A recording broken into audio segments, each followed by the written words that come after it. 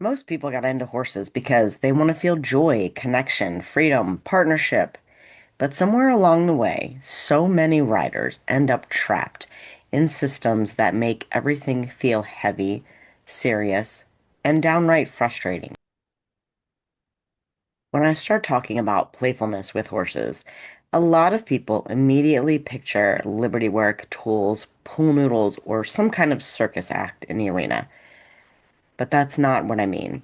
What I mean is, how do we help horses feel good enough, safe enough, and interested enough to actually participate in what we're asking them to do?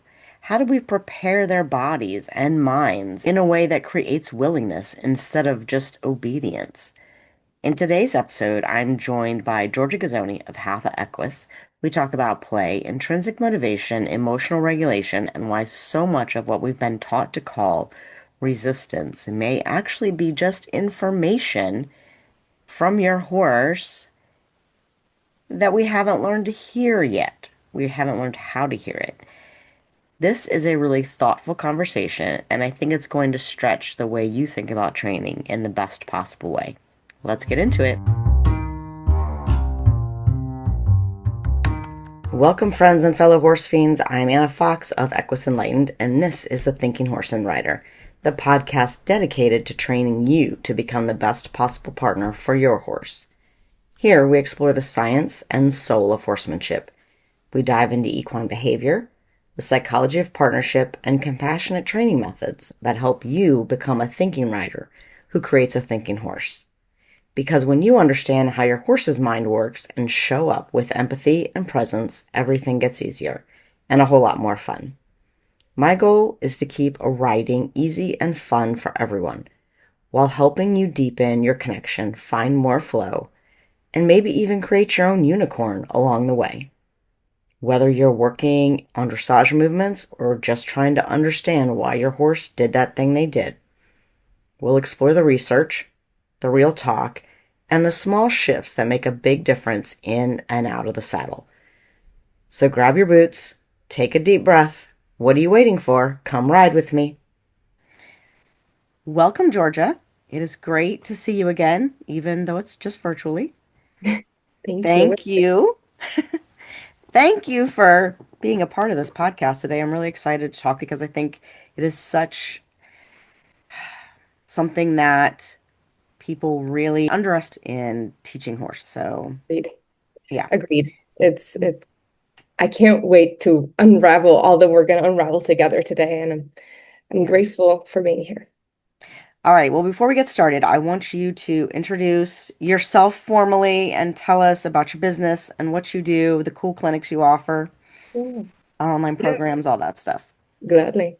My name is Giorgia Ghizzoni. I'm the co-founder of Hatha Equus International together with my business partner, Elizabeth Ricks, who says hi. Um, the best way I have to explain what we do is to tell it through a quick story.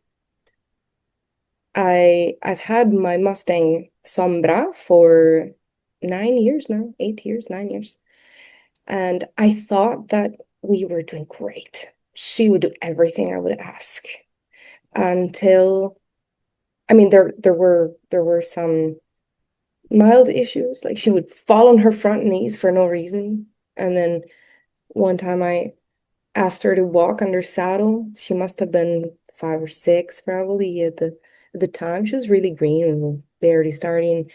And she tried to jump a gate, a 6 foot gate with me on her. Um, I didn't think anything of it. And then I got pregnant with my firstborn and I was like, well, she's still green. It's not the safest thing to continue her riding journey until after the pregnancy, and so I won't ride. That's fine. I love liberty. Let's do liberty. Only that really turned into me staring at her butt from the other side of the arena for a year. Um, and that was frustrating to say the least. And it helped me realize that I was doing all the things and I had been, I picture a tree. I had been trying to grow branches. I've been trying to jump, to trail ride, but I forgot about the roots. I forgot that it takes two in a relationship, two willing beings to enjoy something safely. I forgot that, horses are often not the easiest emotionally. So sometimes I needed to be her therapist. Like, how do you deal with frustration? How do you handle your own feelings? Do you know you have feelings? I forgot. I didn't know, what motivates her really, truly. Not just to be a good girl, but what actually motivates you so that you want this as much as me. Because I realized I wasn't interested in anything different than that. Either we both wanted, or you can be a pastor pet. I mean, if that's what makes you happy, I don't want you unhappy. It's not only Right. unsafe for me, but I just don't want it. So I had to start digging. And Elizabeth was doing her own similar journey at the same time. And then we started getting all these horses at our home ranch that were really challenging and complex. So those were the roots that we started developing, and that is what we are honored to teach now because what our horses taught us, they, kept pointing us back to the drawing board. Okay, well, we've achieved this one. Now you're consensually inviting me on. Great. But you're still really running through the aids and you're still, okay, well, how can I make you want to collect? How can I make you want? And so all of this brought us to co-creational horsemanship. This is now what we teach. It's a whole foundational system that enables your horse and you to do basically whatever you want because you're both happy, athletic, emotionally satisfied, fulfilled, aware, and together, like together. That's a little bit of the story and of what we do. Teach online and at clinics. That's how you and I met. I love it. I think it's so interesting how we usually get started in horses and we go through all the things that people teach us how to do and we learn all the things. And then almost everybody that I know gets to a point and they're like, wait, there's something that I'm missing. And then it's just a big journey to find what it is. Sometimes you go through it multiple times, right? I mean, it's a forever journey, especially with, I mean, we're all complex dynamic systems, horses, humans, and we all change and we all evolve. So even with the easiest horse ever, it's a never-ending journey, isn't it? Yeah. I can tell you now, my Mustang, she loves to cut cows. She adores jumping, like actually will choose jumping at Liberty in a huge arena without me asking her. Will go out of her way to jump and then come back to me. She will give rides very gladly and consensually to my 4-year-old daughter. But this is not to say that the journey is over. She'll always be a complex case. We were just talking about her struggling with, her transition to my home property instead of the home ranch where she's been at, and that's just what it is, right? That's the beauty Yeah. of what you and I have embraced as our professional life too, in a way. Yeah, it's always a journey, and you never know when that journey's gonna take a sharp, curve or whatever. I'm gonna ask you because I feel like this is one of the hardest concepts for people to grasp when I start talking about it, but they always feel as soon as you say talk about playfulness or intrinsically motivating the horse, they think about liberty for one, and then always something involves a ball or a pool noodle or oh my gosh, a pool noodle, which are tools that we can use. But Yeah. in my mind, it's really more about the thought, the playful thinking, and how horses use that every day because they are not on their own in their herds, like using balls and noodles, right? But they're still playful with their other horses. Yeah. They're not always these sour-faced Eeyores, running around being grumpy to each other. That's just not their nature. Yeah. And people have a really hard time, I feel like people have a really hard time understanding the difference between having this playful mindset and going out and, I don't know, jumping on a trampoline. Like it's not the same thing. What does playfulness mean to you? Before answering that question, I would like to start by inviting a thought, inviting a thought process. Everyone might have a different definition of what play means to them. Some people might not like it. Some folks maybe have a past. And so play is Right. out of the question. I'm a serious person, and that's okay. Everyone should be perfect as they are. Right. But the thought process that I would like to invite is what are your goals and who is your horse and how can you bridge the gap? Right. Hmm. So my goals say is uh, a dressage competition. Okay, I want to get all the way to Grand Prix. My horse detests dressage and won't collect for the life of them. Okay, well, even if you don't like play because you think it's childish thing and it's behind you now, right? If we get smart and we want for our horse to truly perform, not just be obedient, not just perform instructions like a pro and be a good boy or a good girl, but really own the movements and really self-carry and want it, want it in a way that the judges are, whoa, something magical is happening here, right?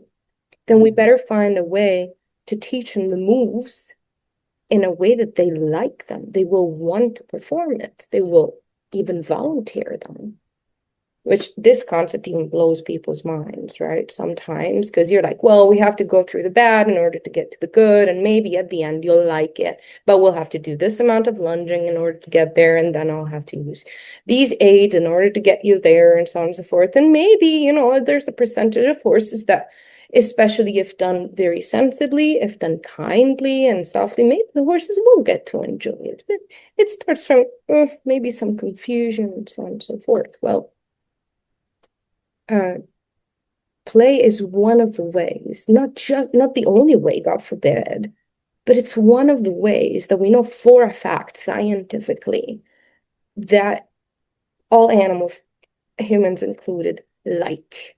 Not only they like it, like the chemical recipe of play, whenever you're playing whatever type of play, whether you're playing a soccer game, whether you're making art with your daughter and playfully, put hair over this I don't know, Right. over this head that she forgot to put hairs on. My daughter's 4 years old, so that's fair, or whether I'm singing with my friends or we're still playing and the chemical recipe changes. And what I mean by that is when we're in a play situation and context, our brain releases neuromodulators and hormones that make us feel a certain way, make us feel like we want to keep going, right?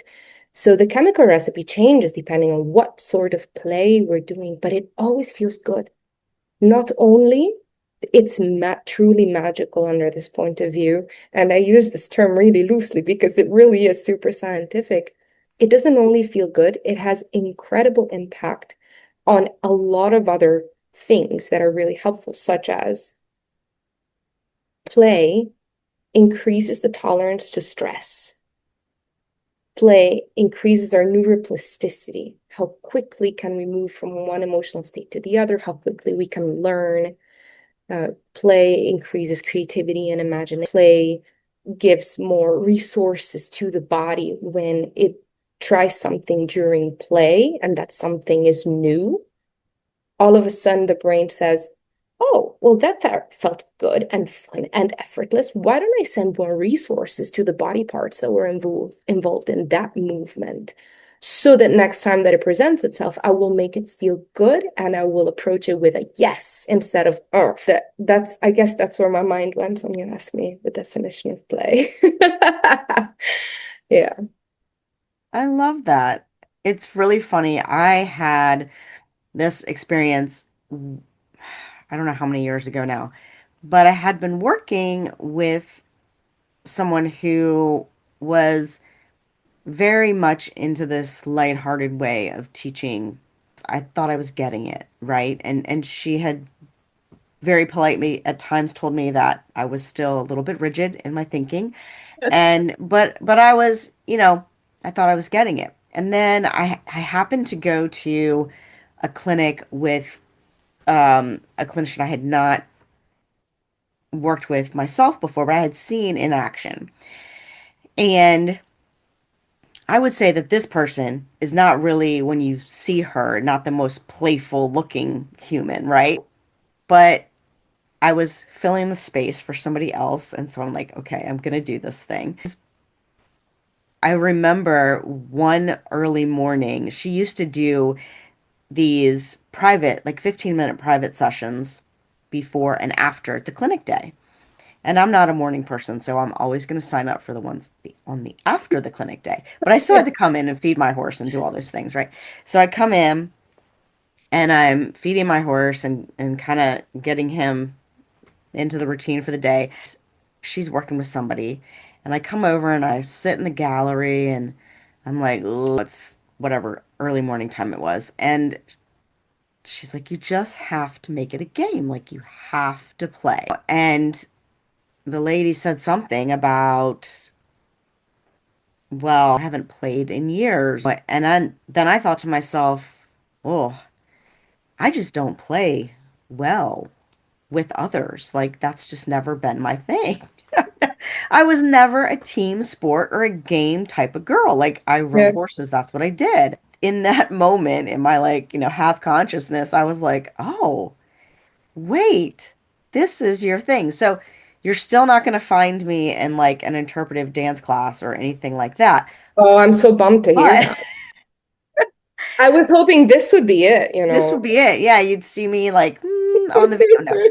Um, but that really, funnily enough, there's probably two moments, and that's the second one in my journey that I remember clearly as being, okay, this is something that you need to start to take into consideration. And I had worked with athletes, Mm, you know, through high school, through college, and even though we're talking about playing sports, a lot of it's not play, right? It's serious when you're at that level. I know these things.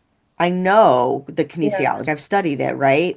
But to actually then put it in practice with the horses and go, oh yeah, that makes total sense. And yes, it does work as well, by was all a means. really big aha moment for me, I guess. And It's really intuitive, isn't it? If as a it parent, is. I'm sure you have a thousand anecdotes to tell.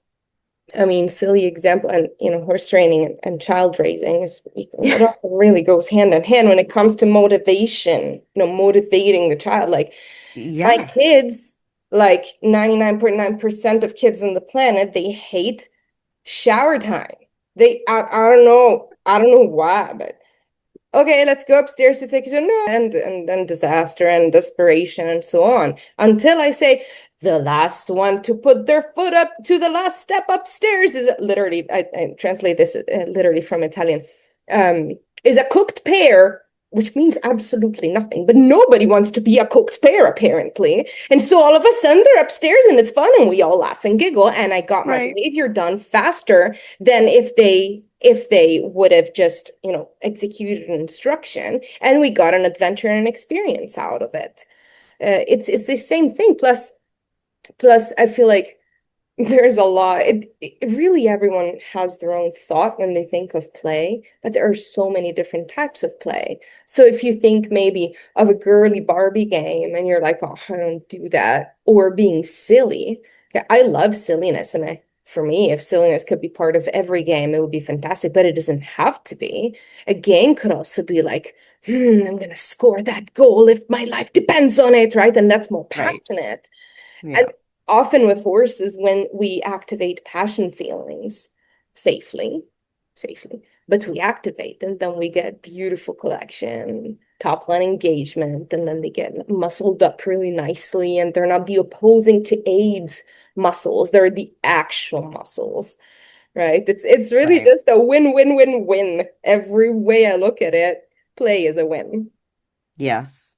And I will say, I've thought about this before, that I am very happy that I had this revelation and went through this process with the horses before I had children, Mm, because I think my trying to raise children would have gone very differently had I not had that.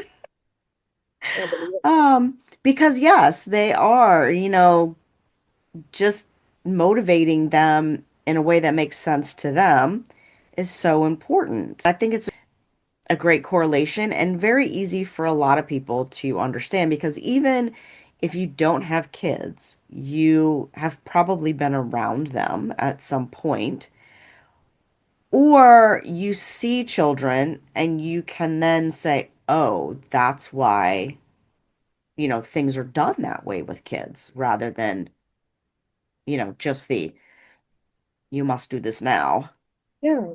Well, and thing. it completely.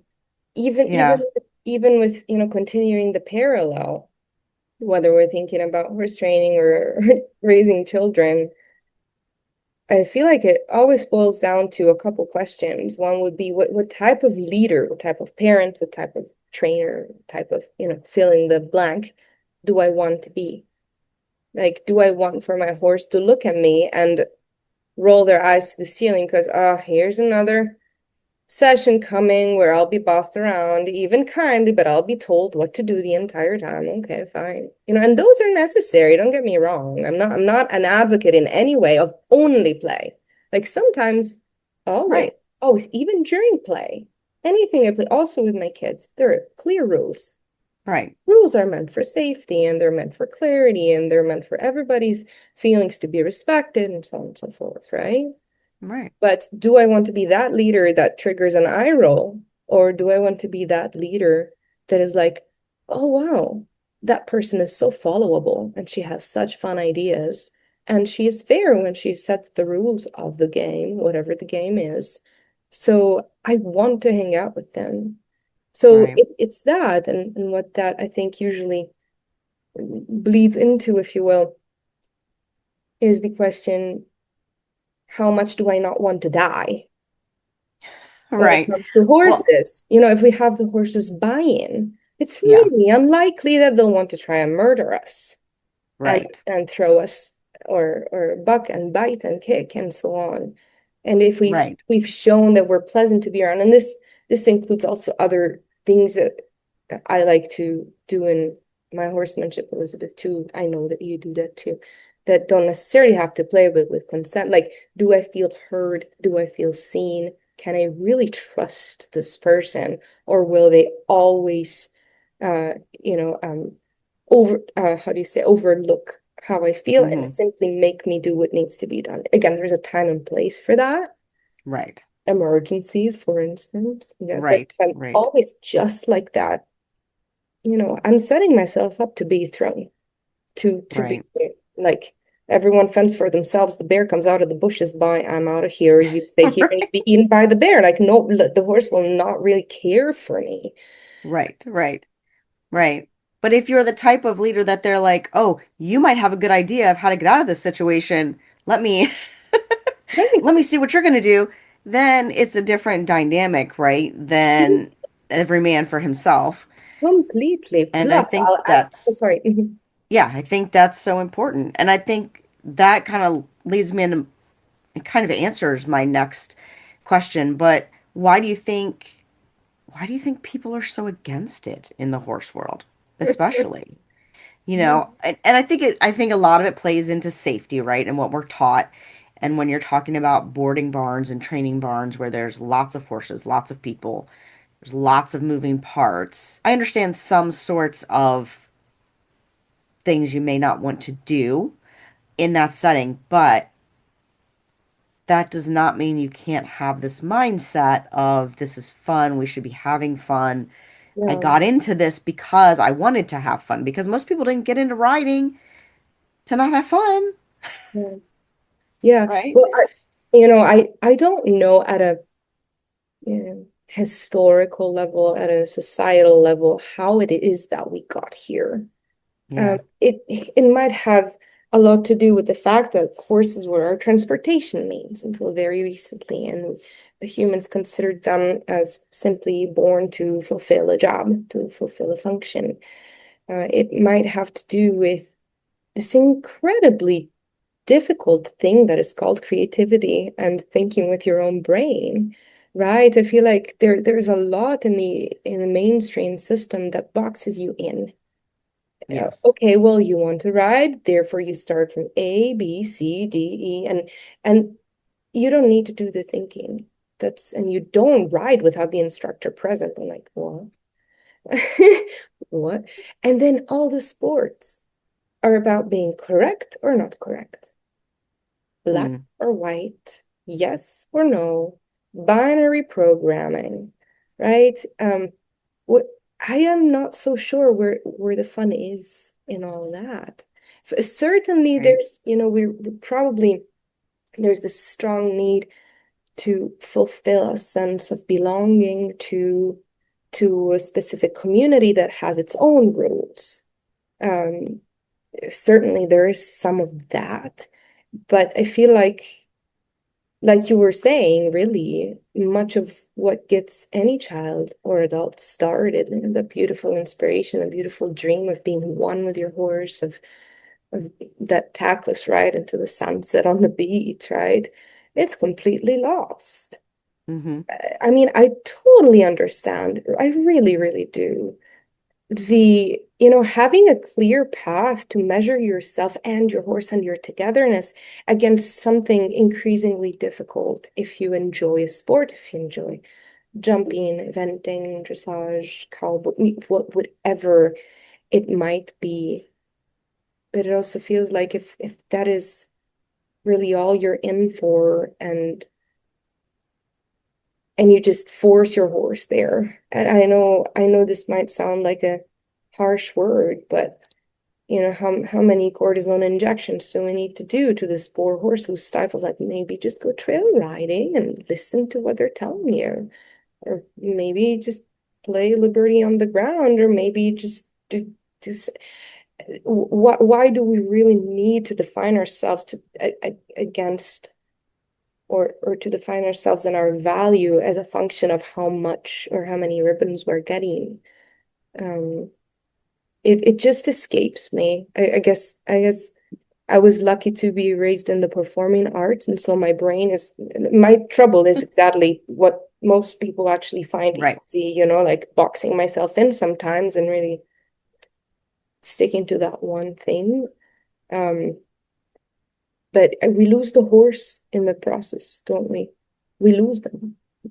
We Mm-hmm. define them and their value as a function of how well or how not well they can fulfill the vision we have, and then we get to a level, we discard them and get the new one, right? And again, it's completely okay and wonderful to have dreams, but are we so sure that these are the dreams we went to look for horses for? Right. Right. Yeah. That's when I think people get stuck and they want to have this dream, but then it gets so muddled. They get so indoctrinated into these systems without even meaning to. Most people, Yeah. it just happens. And then they don't know where to go from there. And it's like, oh, well, what do I do now? Yeah. And yeah, it's a weird dynamic. And I am of course from the like complete opposite background of you. I'm the structured person. I do want to do those things. Like I am competitive in that nature. Yeah. But also I'm always questioning why. Why? And so every time I would get to a point with a horse where they didn't want to do something, I was like, well, why not? Not let me get rid of this one and get a new one. It was like, well, why not? Or did they want to do something different? Yeah. And so this how I kept learning. It wasn't, I guess, by design. Yeah, Um, but you kept listening. That's the key point, right? You got to a yes. roadblock and you asked your horse why, and then you explored what it was that you could do to make that feel better, right? And it doesn't have to be through play. Again, like there are seven emotional systems. If anyone listening is familiar with Jaak Panksepp's work, I mean, there's lots that evolved in science too since this work, but just to simplify. Play is one of them, and it Right. feels good. There are a few that are positive and a few that are negative, as in few that are desirable, and the animal in the lab and the experiments wanted to repeat and to go back to, and a few that they didn't. Play is one, but there's also care. There's also seeking, right? So that Mhm. there's more ways that lead to Rome. I know that's not Right. it's not exactly how the proverb goes, but I used it this way. Right. You can make your own. That's totally Yes. fine. It's totally fine. Yes. Yeah. Yes. I think that's fantastic. And people in the horse will need to hear that. Like there are many ways to roam. You don't have to Yeah, do for sure. right. I'm Just I'll give you an example, right? Just to understand the main principle that I know for a fact that you embrace as well in your work and in your training. My real job is to help people think, right? It's not about them embracing this method, this tool, this curriculum, none of it. Listen to your horse at the most deep level that you possibly can and think and listen to their questions and think together. So I'm working now with an eventing horse and his wonderful human. She's a trainer. She's local here. And he's an incredibly explosive horse with very dangerous behavior. She ended up in the hospital, and that was the trigger to starting to work together on his progress. She's hoping to go modified prelim, I forget. Anyway, to keep going through the eventing hoops with him next season or this season. And he is one of the most playful horses I have ever met. If you see him in his paddock, there's maybe 1 or 2 hours a day in which he doesn't play with his buddy George. Okay. All the remaining 21, 22 hours a day are play, play, play, play, play. So in approaching this case study, this complexity, I knew that he didn't lack play. We were covered. Like we got play down. Got it. Now what he lacked was down regulation, was self-awareness, was confidence away from the herd, was rehabbing from all the assumptions. He always assumed the worst. He has a past, mhm. and the harsh one for it, to it. So that needed to be the work. So how can I help you? First, downregulate really deeply until you yawn every time I see you, and then teach the owner these tools. And here they do their homework. Next time, how can I help you feel your body and be aware of your body so that you know how to place it when you approach big jumps? Turned out that was a big deal for him. Like he was really anxious because he didn't know how to use his body. People had pushed him into it. So he Mhm. wasn't thinking, he was panicking over jumps, right? Right. And so on and so forth. And truly, very little of our work together included play. It included other pleasant emotional systems, mostly care, Mhm. right? And seeking, a little bit of seek, but not too much, because otherwise, because of his play drive, he would be what? Like, and You'd we'd be like, right. thank you. We need some of that yay from you, but we mostly need om. And it's not just about what your human needs, it's just you lack that. It can't feel good to be you, right? Right. All beings look for homeostasis naturally, like that state of calm and quiet and inner peace, if you will. Horses are Right. pros at it. Some horses don't necessarily have the tools. Right. So Right. not much play there, right? We thought Right. together, we've read the horse. I heard their goals, and we're like, well, We'll stop at any point if the skull feels like it's not the thing for this horse, or if pain kicks in and we realize, she took such accurate diagnostics. It was amazing. We could rule out not everything. You can never rule out everything Right, pain-wise, but a lot. And right. so here we were left to, okay, well, what's missing is this. He plays on his own, right? I think that's a great point you said about teaching people to think, because a lot of the traditional horse world tries to teach people not to think. In my opinion, they do. And I don't think it's necessarily purposeful, but they want things to go a certain way. And they teach a certain way in that people are instructed to do a thing when you're told to do it, and then that's the end. And people often don't know why they're doing things. Yeah. And, I had somebody comment on a social media post of mine earlier today where, I was kind of talking about the inside aid connection, and they were, and referenced the outside aid connection. And they said, well, shouldn't your outside rein do this and your outside leg do this? Maybe sometimes. I mean, it Yeah. really depends. If we Yeah. get stuck in this thing of we always have to do this, then there's not that state of curiosity, which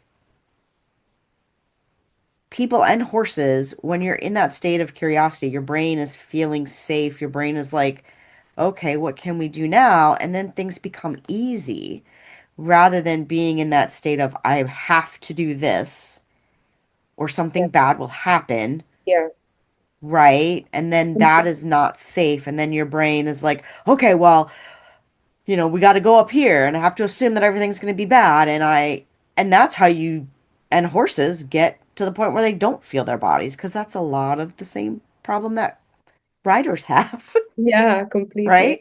Is that they're not feeling their bodies and they think that this thing called feel is something out there that, one person is born with and somebody else is not. No, it's just if you're in your thinking brain, you can feel your body. If you're not, you can't.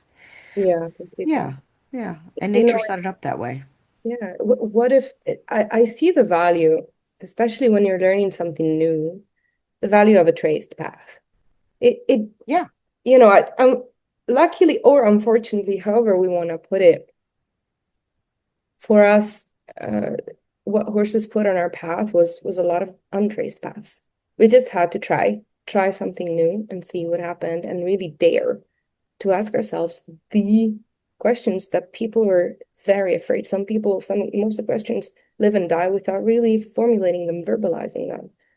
Um, but so what if the traced paths was a set of questions and you had to choose your own adventure within that, Mhm. and then you decide your own level of throwing the rule book out, Right. if any, right? But Right. for me, when you mentioned the outside rein and the inside leg, the obvious question for me was, well, why are you using reins? Right. Right. Right? Which is not Right. really obvious for many, right? But Right. uh, I mean, people would be, why would you not? right? Like Yeah. my obvious question was, are we sure like if you're trying to solve a problem, I don't know what problem it was, are you sure you need to solve it with reins and a Right. aid? I probably wouldn't. I mean, I Right. use reins sometimes, seldom. I use even leg aids. But Right. so what's your level? And at whatever level of, depending on your comfort zone and your personality, what if it was questions that created that traced paths and guided you, but then you have to give your input and your horse needs to have Hmm. biggest input. And that's Yes. how you get to togetherness. That's how you get to co-creating it. God forbid that we let God lead forbid. sometimes. I'm being Yes. blasphemous now, right? But what is co-creation otherwise? What is play? Like, have you ever played with someone who wanted to boss you around the entire time? How fun was it? Right. Right. Exactly. Oh, that's a great segue into intrinsic motivation Yeah. versus compliance.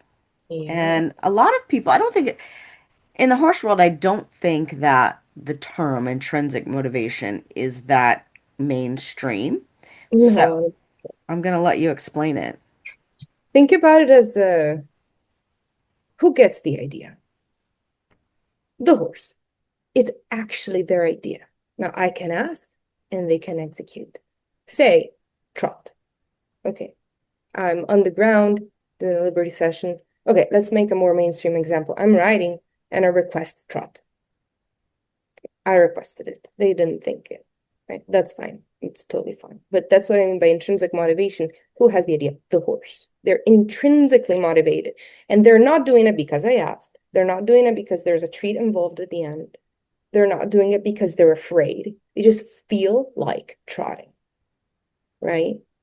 And Right. it turns out that when mammals are intrinsically motivated to move, over a period of time, they get all of the health benefits from movement, from fitness, from exercise. When they are not, they get a lot of setbacks, such as ulcers. There's a beautiful research or study on this. I made a reel a few months ago on it because it's one of my favorite ones. This group of researchers took two groups of mice. It was the control group and then, so three really. And then over the course of 4 weeks, they let this group of mice run in a wheel anytime they wanted. They just had access to a wheel. And the last group of mice, anytime the first group would run, they forced them to run with sticks, sometimes with small electric shocks. Okay. They had the same exact amount of exercise on the same wheel, right? But the first group were like when they dissected them all at the end, poor rats, they didn't live a long life. But when they dissected the first group, the voluntary wheel group, they found increased circulation. The muscles are really healthy, and they a lot of what comes with the body being nourished by fitness and chosen Hmm. voluntary exercise. While the other group was a disaster. Ulcers, poor circulation, even brain damage, actually, over 4 weeks. Wow, it's crazy. It's crazy, right? Yeah. Not all movement can be intrinsic at all. It's unrealistic to think about that. Right. And again, not opposed to competing at all. Like it's beautiful when you can go role model how it can be done in a beautiful way that is horse friendly and horse first. I mean, full admiration. I'm in full support actively, to this world with my work. But how about we use that when we want to help the horse acquire new movement that they haven't showed yet? Hmm. And it's possible. Elizabeth will tell you, I mean, most of her natural dressage she teaches from the ground at Liberty through play. And then she can perform tactless and bridleless on her Mustang, which definitely wasn't bred. I mean, wasn't bred at all, and definitely Right. wasn't bred for dressage, Right. right? Right. So anytime we inspire, how about we find a way to inspire our horse, not to Yeah. tell them what to do, however kindly. There are so many ways. I mean, positive reinforcement at Liberty. Do this. Why? I'm not sure. I'm doing this because you're asking me, Mom. Good job, click treat. Or even with gentle ethical pressure and release. Why not? Okay. But the horse doesn't know why, Right. right? How about we find a reason, we find a way for them to think, how about I do this? And Right. you're like, yeah, how about you do that? Hmm. Great, good for you. And then it feels good because the brain rewards it on its own. That's why I Yes. wanted to start from that definition of play when you asked me that first question. Yes. It feels great. It involves endogenous opioids. It's an Right. actual drug, Right. right? Yes. And like you said, with in the beginning about joint injections, I have had horses that I have worked with who, when I started working with them, were on a regimen of, we do this every month or every 3 months or we had this whole thing. And, one of them a couple of months ago saw the osteopath that they hadn't seen in a year. And she was like, there's a couple things here, there, but this horse looks great. What have you been doing? Well, pretty much all the same things, just different, right? The horse is still, primarily doing dressage work, I guess, but just differently, And my own horse that I competed with, he's 30, and he still trots in, canters in sometimes to get his food. He's so deaf now. It's hilarious because if he's out in the field and he doesn't see me coming to feed, can't hear me anymore. Buddy. So I'm trying to like get at the right angle for his vision and wave my arms and all this until he finally catches. And then he's like, "Oh, hello!" And it's like, this horse, the things I put him through, you would think that he would just be half crippled, but he is not. It's so fun to see that.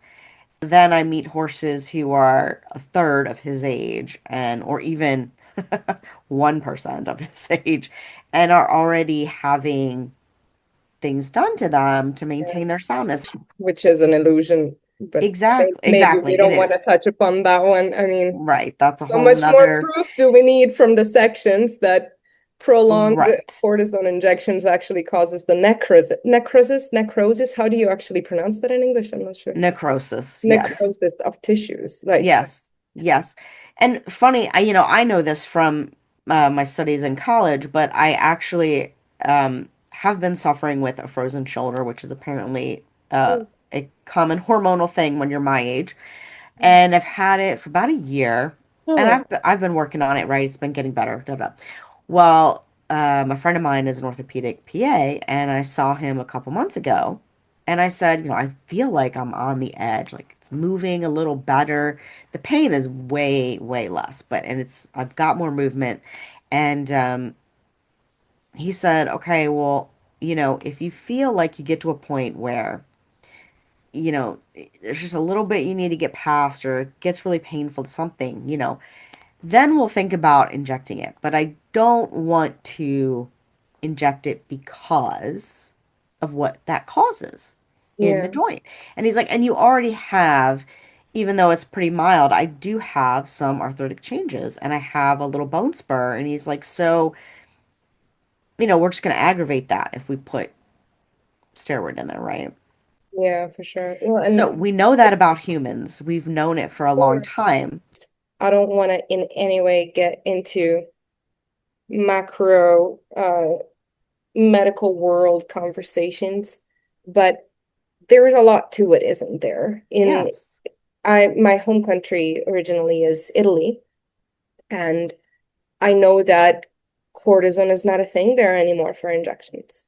And there are, they're using stem cells, they're using, I'm not so sure how to say it in English. I apologize. It's called ozonoterapia. I'm Oh, like ozone therapy. Yeah, I know what Thank you're you. about. Thank Yes. you, that, right? Hmm. And in the States, no one, I haven't Mm, heard doctors mention it, while from my parents, my in-laws and so on are all at that age that are starting to need right. with that, and it really has no side effect. And so, I mean, there's a Yeah, lot to it. There's a there lot is. to it. There's a lot to it. Yeah, And yeah, it's one of those things that we just kind of take the word of the the veterinarians and the other professionals that this is what is typical. But I feel like that's a place where you can ask questions and say, well, why, again, the does it question, need to be typical? And the question. sometimes, yeah, and sometimes you do need you have, you know, a body part, whether it's a human or a horse, that is in crisis, and you just need to, Absolutely. right, stop the Yeah, cycle. yeah, God forbid. Or the Yes, pain, right? I mean, yes, pain is a sensation, and right, sometimes it's assumed, even when yes, the damage is done.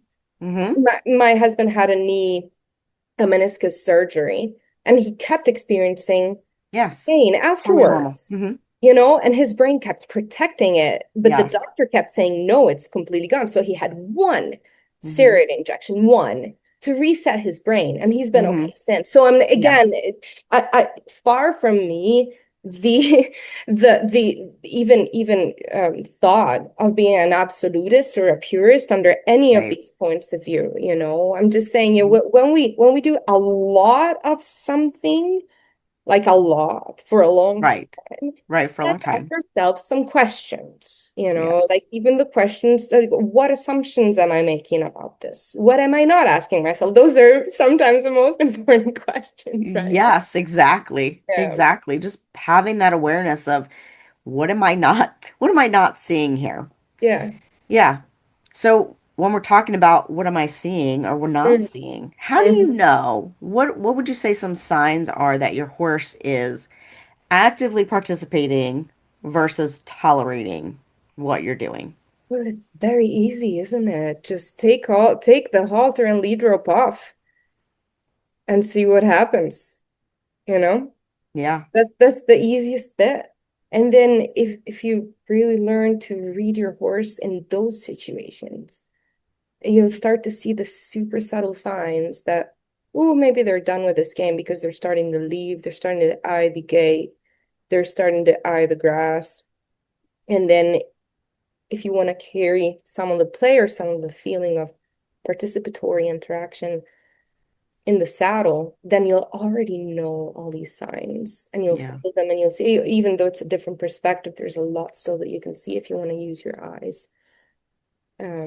Yeah.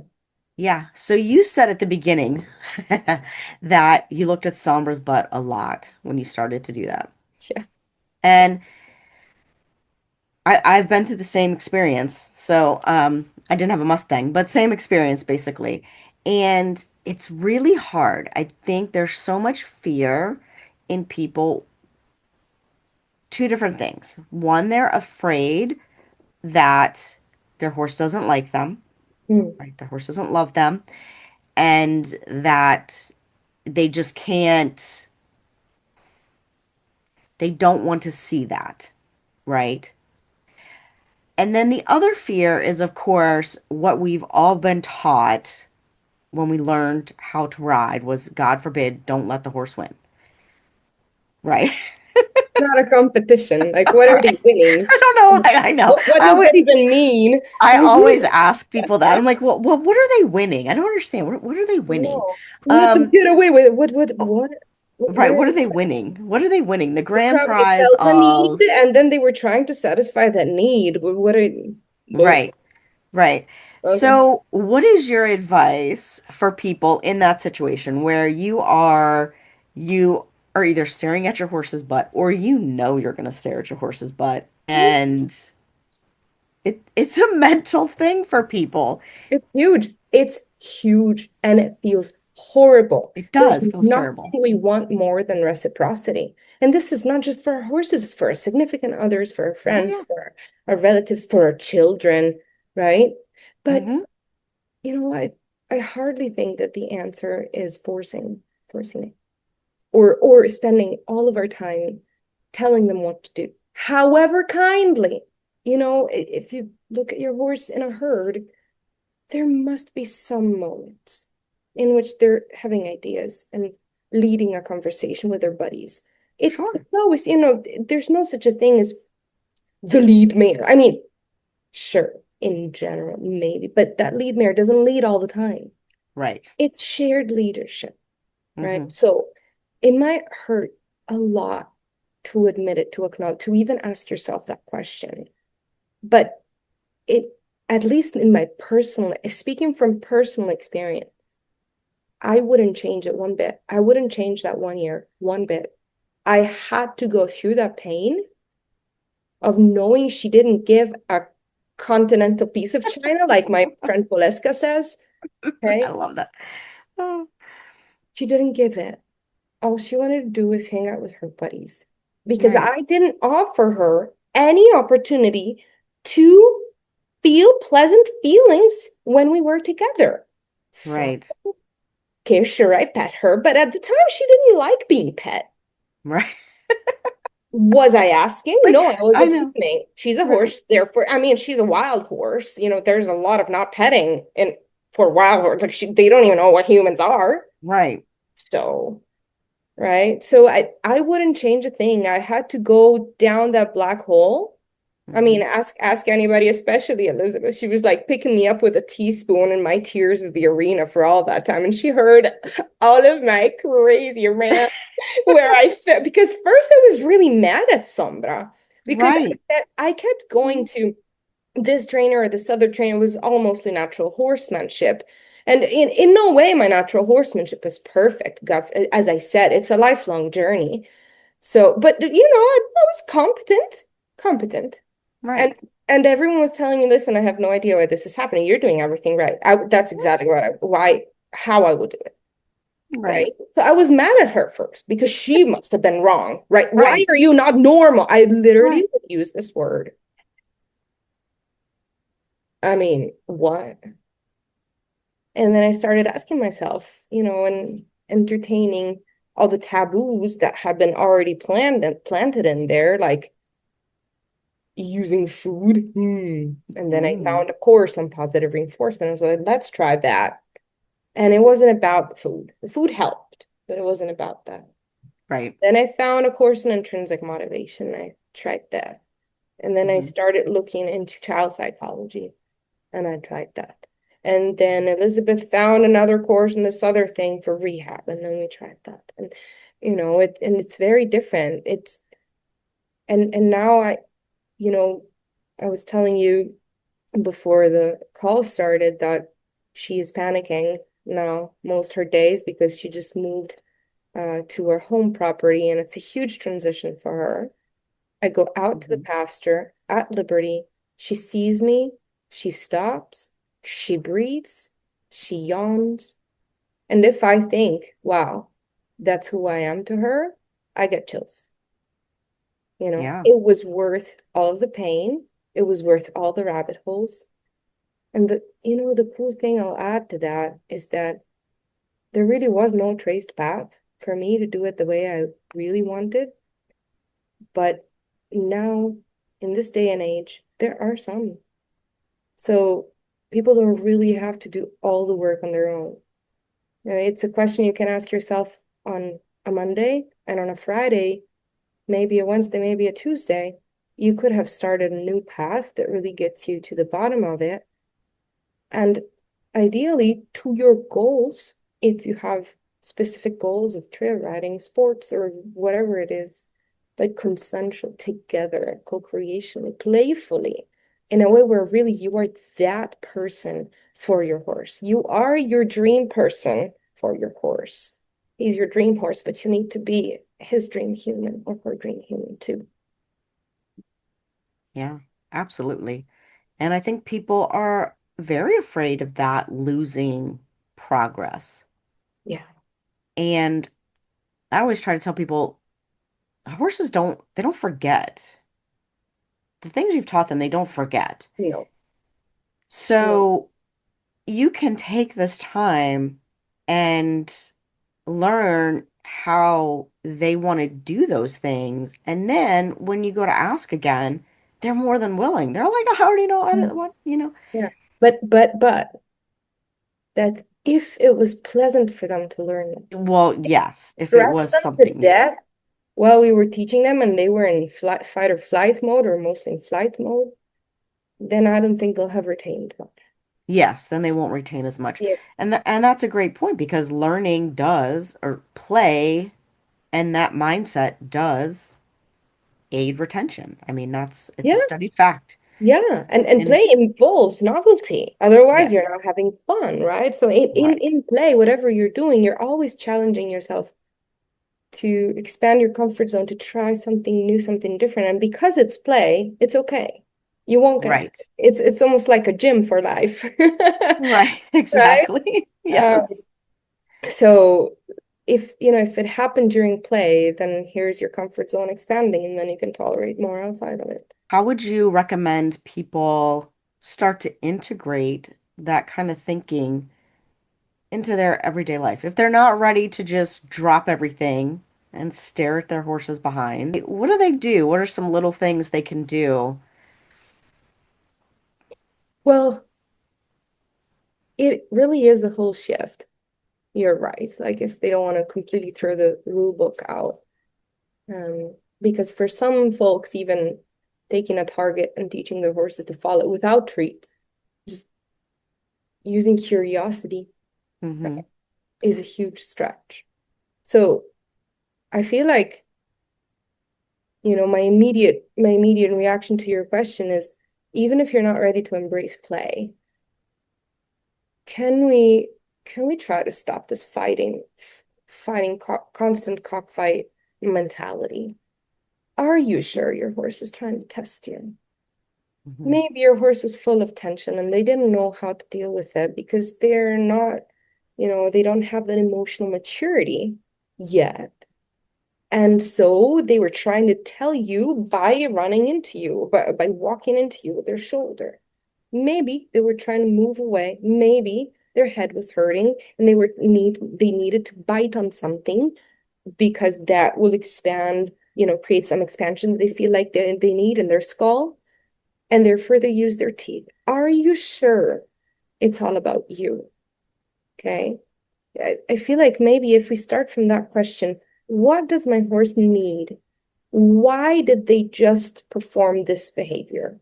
Mm-hmm. Instead of assuming it's about us.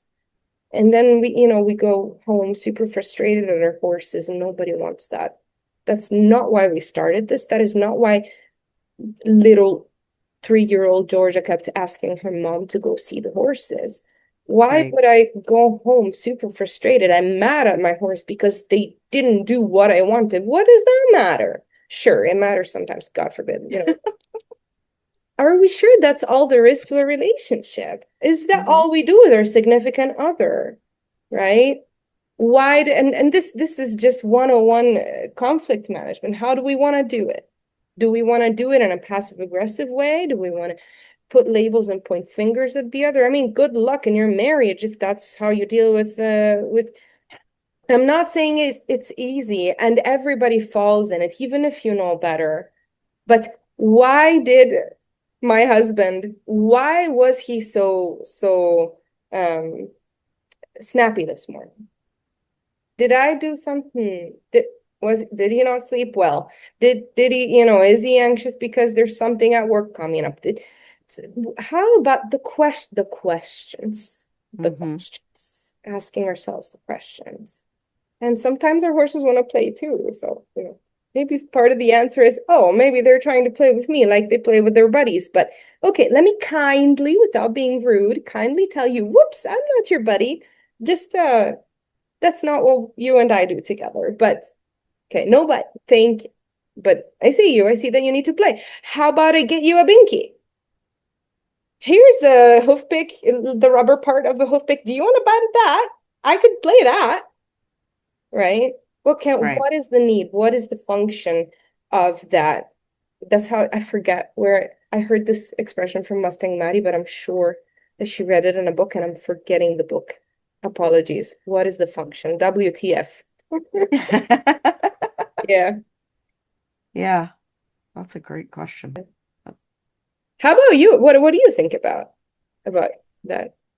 What do I think about? For me, I would say that it was very much a gradual process. I did finally get to the point where I was willing to stare at the back of the horse and try to figure it out, but it was very much a gradual process. The one thing is that mindset of it's not about you. And I don't know where that comes from in the industry, but I try to train all of my people. We don't ask like how was your horse? Because it's not about the horse, right? You can say how is your horse feeling today or how are you feeling today, but not how was your horse, like were they bad or good, right? Because that's What does not that even mean, right. What does that even mean? Wh- Does that When we're snappy, are we being bad?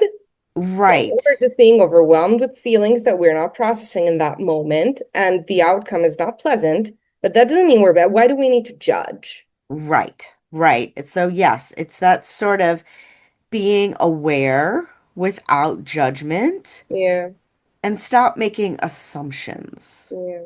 Just see what's happening clearly and then experiment with it.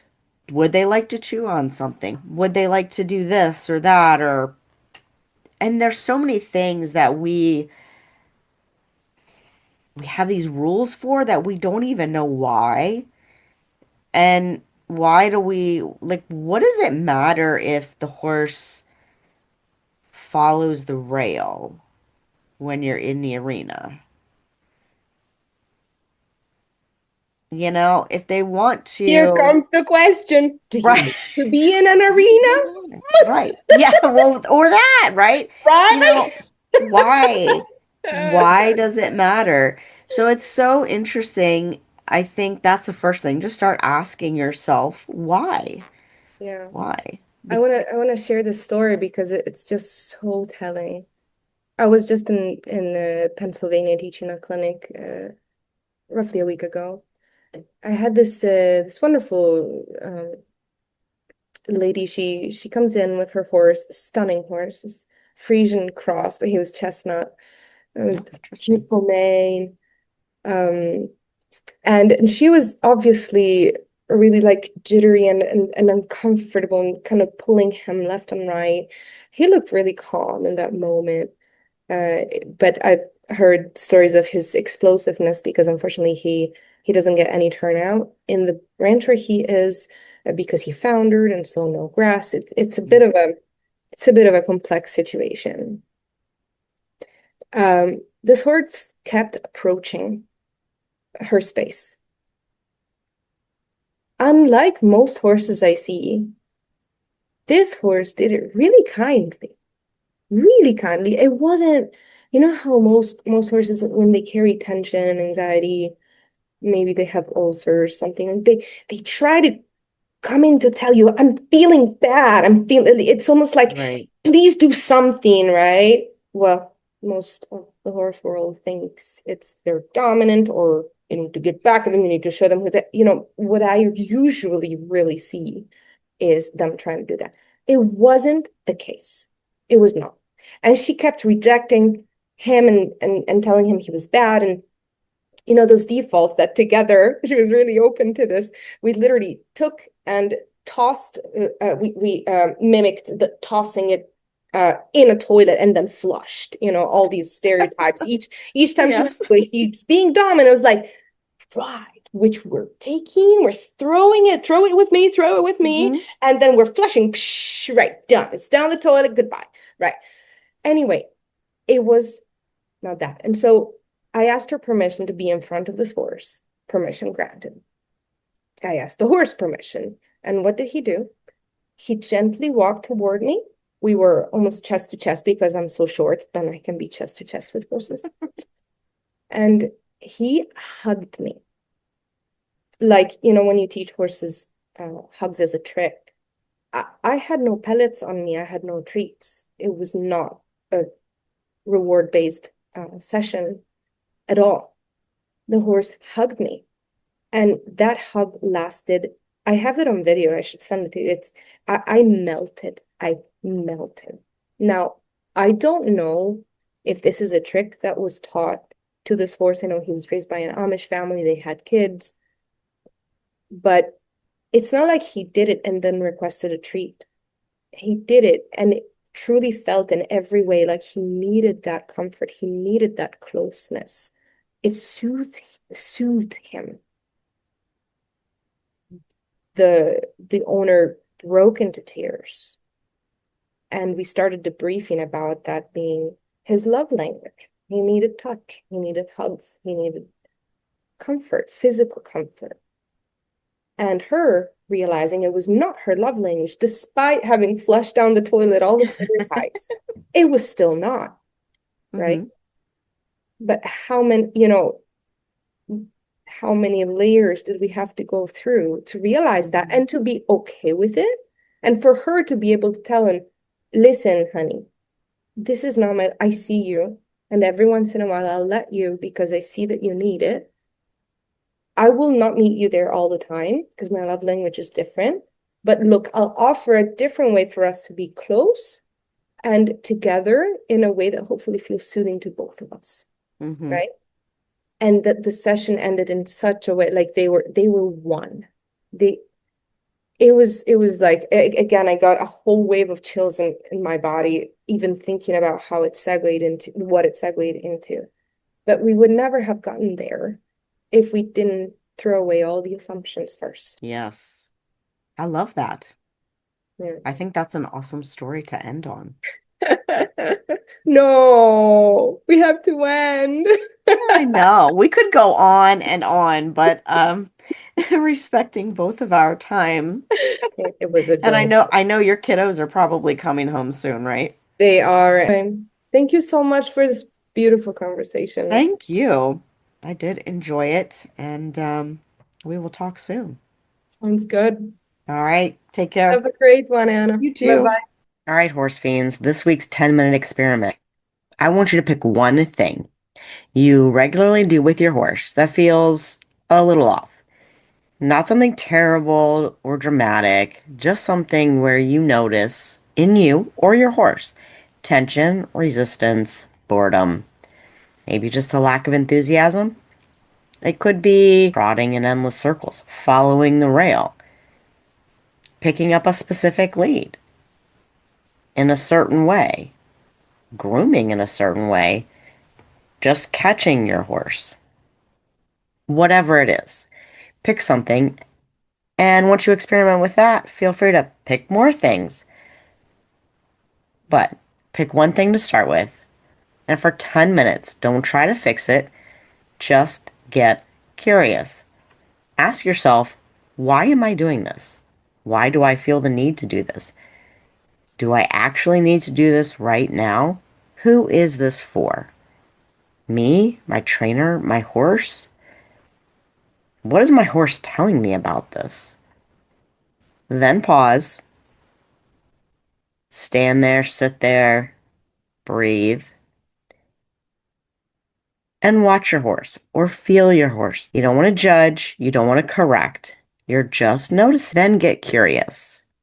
What might make this feel better for both of us? And then try one small change. Soften something, slow it down, speed it up, change the pattern, or don't do anything for a minute. Just see what happens. You're not looking for perfection. You're just looking for a little relaxation or a little less resistance. A lick, a chew, a softer eye. Your horse going, yeah, maybe I could do this, or yeah, this makes more sense. This is not about letting your horse do whatever they want. It's about stepping out of autopilot and using your thinking brain. Because most of the time, you don't need more technique. You need more questions and better questions. And at the end of your 10 minutes, just ask yourself, did I notice any change when I slipped into my curious brain instead of my corrective brain? Happy riding!